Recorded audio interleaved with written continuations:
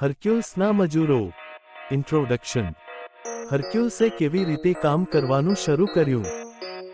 કોઈ માહિતીની જરૂર નથી, પરંતુ કહેવત સાચી છે.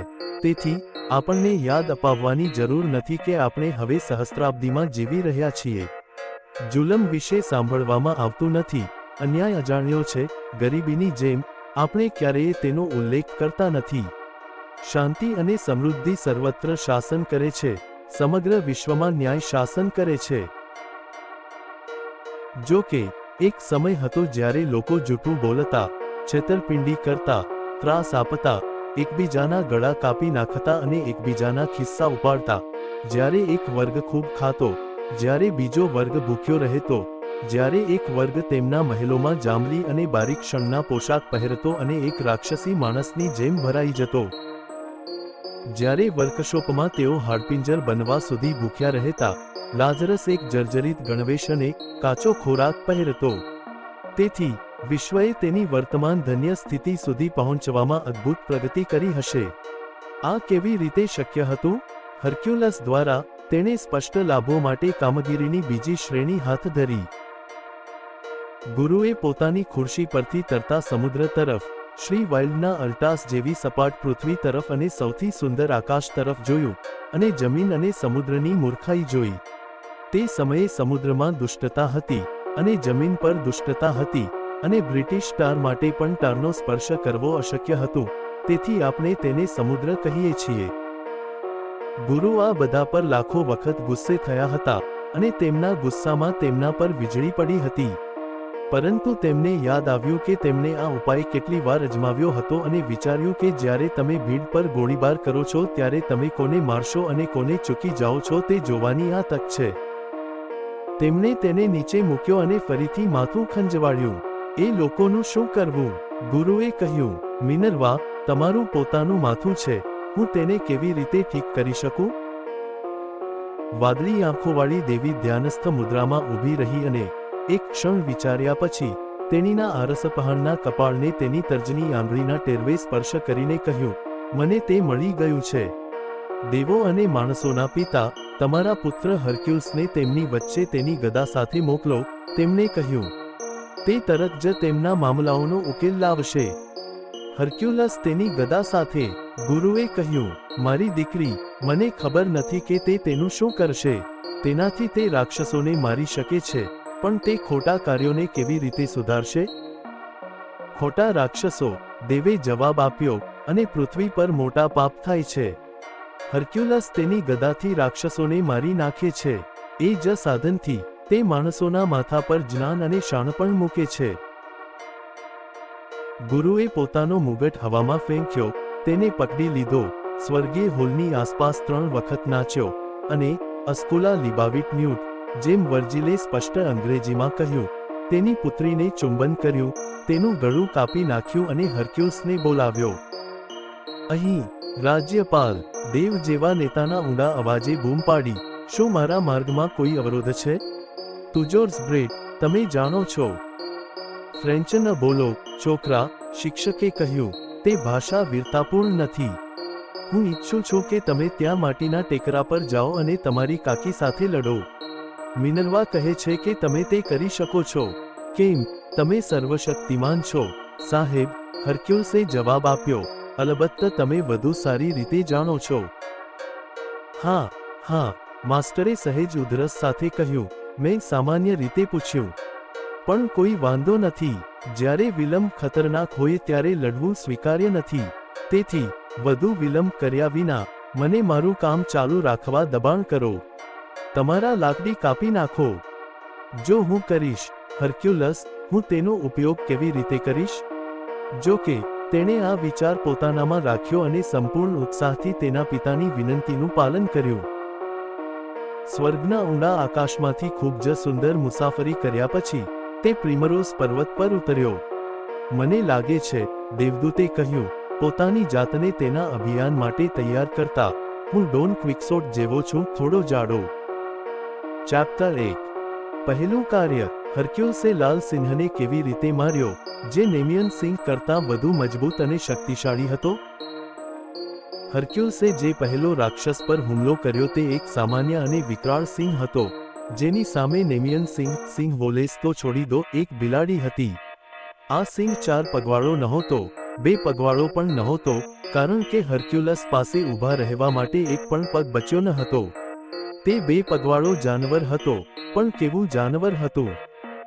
તેણે લાલ કોટ પહેર્યો હતો જેના બંને ખભા પર પીળા રંગની ઝાંખી હતી. માને બદલે તેણે તેના ગળામાં કડક કાળો કોલર પહેર્યો હતો. તેનું માથું કિડની આકારના કાંસકા જેવા કાળા જબ્બાથી શણગારેલું હતું, જેમાંથી મોટા સફેદ અને લાલ પીંછા બહાર નીકળતા હતા. તેના કુશળ આગળના પગ અથવા હાથમાં લોખંડનું હથિયાર હતું જેમાંથી જાંબલી લોહી વહેતું હતું. તેની આંખોમાંથી વીજળી ચમકતી હતી અને તે આગ, ધુમાડો અને લાલ ગરમ તોપના ગોળા થૂંકતો હતો. સળગતા શહેર અને લોહીથી રંગાયેલા પ્લેટફોર્મ પર, કચડાયેલા અને વિખરાયેલા શબ પર, તે મૃતકો અને મૃત્યુ પામેલા લોકોને કચડી નાખતો ચાલતો હતો. ચારે બાજુ ચીસો, નિંદા, ગુસ્સા અને દયાના અવાજો હતા. તેના બાળકોની સેના, એટલી જ ભયંકર, તેની પાછળ ચાલી. તેઓ નરમ અને કોમળ સ્ત્રીઓને વાળથી ખેંચીને પથ્થરવાળા રસ્તાઓ પર લઈ ગયા, નાના બાળકોને ફાડી નાખ્યા અને નબળા વૃદ્ધોના જડબા તોડી નાખ્યા. તેણે પૃથ્વીનો નાશ કર્યો અને યુગોથી સ્વર્ગનું અપમાન કર્યું. તે શરૂઆતથી જ ખૂની હતો અને તેનું નામ યુદ્ધ હતું. લોકો આ સિંહની પૂજા કરતા હતા. તેઓ તેમના માટે પ્રશંસા અને મહિમાના ગીતો ગાયા હતા અને તેમના મંદિરોમાં તેના સન્માનના ટ્રોફી લટકાવતા હતા. તેઓ તેના બાળકોને મહિમા આપતા હતા. તેમનું ભલું કરવા માટે તેઓએ તેમને સુંદર કપડાં પહેરાવ્યા અને તેમને મહાન નામો આપ્યા: captain, colonel, general, field marshal. કેટલાક તેઓ ખાનદાની નામે પૂજા કરતા હતા. સ્ત્રીઓ તેમને મારતી હતી, તેમને પ્રેમ કરતી હતી, તેમના પર હસતી હતી, તેમની સાથે રમતી હતી અને તેમને સંપૂર્ણપણે આરામદાયક બનાવતી હતી. તેઓએ તેમના મૌન પ્રશંસકોને ઈર્ષ્યા કરાવતા હતા. તેઓ તેમના ટોળાને પસાર થતા જોવા માટે બારીઓ તરફ દોડી ગયા, નાચતા હતા, ટ્રમ્પેટ અને ઢોલના અવાજ પર વિસ્મયથી જોતા હતા, અને બાલ્કનીઓ અને ઉચ્ચ સ્થાનો પરથી તેમના હાથ ચુંબન કરતા હતા. ટૂંકમાં, તેઓએ તેમની બધી શક્તિથી તેમને મદદ કરી, પ્રોત્સાહન આપ્યું અને દિલાસો આપ્યો. આ લાલ સિંહના બચ્ચાને ક્યારેક કોઈ સરદાર મંદિર કે તીર્થસ્થાને લઈ જતા હતા, જ્યાં તેમની હાજરીમાં ઘણી વાર જાહેરાત કરવામાં આવતી હતી કે જે કોઈ તલવાર ઉપાડશે તે તલવારથી માર્યો જશે, પરંતુ તેમની ક્રૂરતા તેમને જે સાંભળ્યું તે સમજી શકતી ન હતી. વધુમાં, તેમના માટે વિચારવાનો પ્રયાસ કરવાની સખત મનાઈ હતી, કારણ કે જો તેમાંથી કોઈ પણ ઉપરોક્ત સિદ્ધાંત મુજબ કાર્ય કરશે, તો બાકીના બધા તેને દયા વિના નાશ કરશે. તેમને ફક્ત ઘોંઘાટ અને ઘોંઘાટિયા સંગીત સાંભળવાની મંજૂરી હતી, જે તેમને માનસિક સ્થિતિસ્થાપકતાની સ્થિતિમાં રાખતા હતા જે તર્ક વિરુદ્ધ હતું. આ ખૂબ જ અનુકૂળ હતું, કારણ કે જો કોઈ પ્રાણી તેના આંતરડા ફાડી નાખવામાં આવ્યા હોય અથવા તેના અંગોને જેલીમાં કચડી નાખવાની લાગણી વિશે વિચારવા અને વિચારવાનું શરૂ કરે, બાકીના લાકડાના પગ પાછળ પણ, તે આવી સુંદર વસ્તુ માટે દરરોજ 13 સેન્ટ ચૂકવવા તૈયાર ન હોત, જે સજાવવા, આકર્ષવા અને સારા માણસને બોર્ડ પર આમંત્રિત કરવા માટે જરૂરી હતી. બાળકોને શિસ્તમાં રાખવા હંમેશા સરળ નહોતું. ઘણીવાર, નાના ગુનાઓ માટે, તેમાંથી એકને થાંભલા સાથે બાંધીને પ્રાણીના હાડકાથી મારવો પડતો હતો, બાકીના લોકોના સ્વાસ્થ્ય માટે, અને ક્યારેક દર્શકોના મનોરંજન માટે. આ પ્રાણીઓ અને તેમના પિતા ચોક્કસપણે એક મોટો ઉપદ્રવ હતા, અને એકનો અભાવ સમાજ માટે કોઈ નાનો આશીર્વાદ નહોતો, અને આ ખૂબ જ સ્પષ્ટ અને સ્પષ્ટ છે. કારણ કે તેમનું પોતાનું અસ્તિત્વ તેમના માતાપિતાના અસ્તિત્વ પર આધારિત હતું, તેથી તેઓએ તેના બાળકોનો નાશ કરીને વૃદ્ધ લાલ સિંહનો નાશ કરવો પડ્યો. તેથી, હરક્યુલ્સને યોદ્ધાનું માથું કાપી નાખવું પડ્યું. નેમિયન સિંહના કિસ્સામાં, તેણે તરત જ તે કર્યું, પરંતુ આ કિસ્સામાં, તેણે જે નિર્ણય લીધો તે વધુ ક્રૂર હતો. આ વખતે તેની પાસે એક મુશ્કેલ કાર્ય હતું. તેણે જોયું કે યુદ્ધ સિંહ ચોક્કસ ખોટા વિચારો અને અંધશ્રદ્ધાઓને પોષી રહ્યો હતો અને જાળવી રહ્યો હતો, જેને તેણે લોકોના મનમાંથી દૂર કરવા પડ્યા હતા. તેથી, તેણે સૌ પ્રથમ આ પ્રાપ્ત કરવા માટે પગલાં લેવાનું શરૂ કર્યું. તેની સર્વશક્તિમાન લાકડી, એક નૈતિક અને બૌદ્ધિક લાકડી. અલબત્ત એક પંચ કાર્ડ વડે વાચકને ખબર હોવી જોઈએ કે તેણે રાષ્ટ્રના મનમાંથી આ પ્રાણીના સ્વભાવમાં કોઈ ભલાઈ હોવાનો ખોટો વિચાર ભૂંસી નાખ્યો હતો. તેણે યુદ્ધનો મહિમા પ્રગટ કર્યો અને તેમને બતાવ્યું કે તેને રક્તપાત કહેવું જોઈએ. તેણે દુષ્ટતાને એટલી મહાન બનાવી કે તે ડુક્કરની નજરમાં પણ ઊંડા બની ગઈ. તેણે તેને એક નાનકડી વાત બનાવી દીધી અને પછી લોકોએ તેને ઈરાદાપૂર્વકની હત્યા અને તેનાથી પણ ખરાબ માન્યું. તેણે કુશળતાપૂર્વક તર્કસંગતતાની વાહિયાતતાને એક પ્રહસનમાં ફેરવી દીધી. તે માનવતાને, સ્ત્રીઓને પણ સમજાવવામાં સફળ રહ્યો કે ઇપોલેટ્સ અને ખભાના પટ્ટા સંબંધીઓ હતા, જર્મન, અને તેમની નજરમાં યુનિફોર્મ જીવંત હતો. તેણે તેને બેબી ડ્રમથી વગાડ્યું. તેણે શેરીમાં પેની ટ્રમ્પેટ દ્વારા બૂમ પાડી અને અંતે લોકો કોલ્ડસ્ટ્રીમ બેન્ડ પર હસવા લાગ્યા. ભવાં ચડાવતો ચહેરો, ઉપલા હોઠ પર મૂછો અને ઇટાલિયન ઓર્ગન બોયના વાંદરાની જેમ ટોપી અને લાલ કોટ સાથે, તે લોર્ડ બેટમેનની જેમ રીજન્ટ સ્ટ્રીટ પર ઉપર અને નીચે ચાલતો હતો. કોઈ પોલીસમેન તેને ઉપાડવાની હિંમત કરતો ન હતો. આંખ મારતો ચહેરો. તેણે પોતાનો જડબા ઊંચો કર્યો અને જ્યાં પણ ગયો ત્યાં શપથ લીધા. પહેલા છોકરાઓ તેની પાછળ ગયા, પરંતુ ટૂંક સમયમાં તેઓ જનરલની પાછળ ગયા.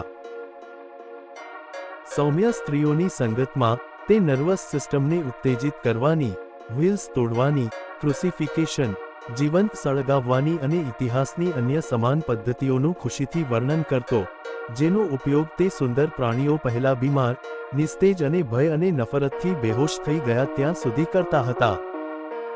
પાછળથી તે તેમના યુવાનોના મનમાં એ વિચાર દાખલ કરશે કે બેયોનેટ, ગોળીઓ, બોમ્બ અને રોકેટ જલ્લાદના સામાન્ય સાધનો જેવા છે. તેમણે સમગ્ર મંડળ સમક્ષ તમારા દુશ્મનોને પ્રેમ કરો આજ્ઞાની સુંદરતા વિશે વાત કરી, જેનું આપણે હવે પાલન કરીશું નહીં, કારણ કે આપણી પાસે પ્રેમ કરવા માટે કોઈ દુશ્મન નથી. આંખ મારતો ચહેરો, તેમને પ્રેમ કરો. આંખ મારતો ચહેરો. તેમને આજ્ઞાપાલનની સાતત્ય સમજાવી, જેમ કે તેમના ગળા કાપવા, તેમના પેટ ફાડી નાખવા અને તેમના મગજને બહાર કાઢવા. ટોની બ્રુક મેળામાં દારૂના નશામાં ધૂત આઇરિશમેનનું ઉદાહરણ વાપરીને તેમણે બતાવ્યું કે આવું વર્તન કેટલું યોગ્ય અને વાજબી હતું. તેમણે આક્રમણકારી સૈન્યની કૂચ અને શહેર પરના હુમલાનું વર્ણન કર્યું. તેમણે ખેતરો અને છત સળગાવવાનું, લોકોની હત્યા અને કતલનું એક સુંદર અને આકર્ષક ચિત્ર દોર્યું. તેમણે ઠંડા સ્ટીલ, સીસા અને અગ્નિ માનવ શરીર પર જે કષ્ટ અને પીડા લાવે છે તેનું આબેહૂબ વર્ણન કર્યું. તેમણે મોલોચની પૂજા પુનઃસ્થાપિત કરવા માટે એક ગંભીર યોજના સાથે આ વિષય પર પોતાનું ભાષણ સમાપ્ત કર્યું. આખરે લોકોની આંખો ખુલી ગઈ, અને ફ્રેન્ચ લોકો પણ, જેમણે યુદ્ધને ભૂલ તરીકે જોયું હતું, તેઓ આ ગૌરવપૂર્ણ પ્રહસન પર હસ્યા. સિંહ હવે એક ગરીબ, નબળો, લાચાર, શક્તિહીન જાનવર હતો, અને હર્ક્યુલસે ચૂપચાપ તેનું ગળું દબાવી દીધું.